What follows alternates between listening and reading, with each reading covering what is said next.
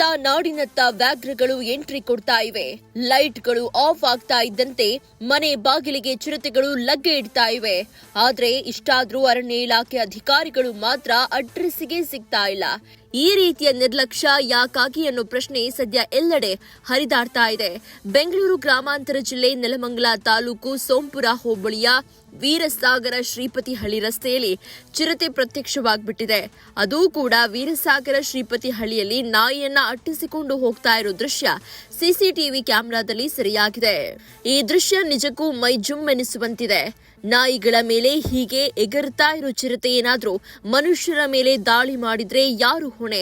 ಇಷ್ಟಾದ್ರೂ ಅರಣ್ಯ ಇಲಾಖೆ ಮಾತ್ರ ಕಣ್ಮುಚ್ಚಿ ಕುಳಿತು ಬಿಟ್ಟಿದೆ.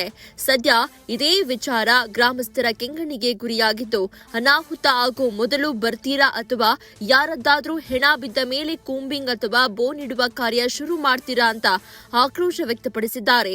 ನಮ್ಮ ಸುದ್ದಿ ನೋಡಿದ ಮೇಲಾದ್ರೂ ಅಧಿಕಾರಿಗಳೇ ಎಚ್ಚೆತ್ತುಕೊಂಡು ಪ್ರಾಣಕ್ಕೆ ಸಂಚಕಾರ ಆಗೋ ಮೊದಲೇ ನಾಡಿನತ್ತ ಬಂದ ಚಿರತೆಯನ್ನ ಸುರಕ್ಷಿತವಾಗಿ ಸೆರೆ ಹಿಡಿಯಿರಿ, ಇಲ್ಲ ಮುಂದಾಗುವ ಅನಾಹುತದ ಹೊಣೆ ಹೊತ್ತುಕೊಳ್ಳಿ.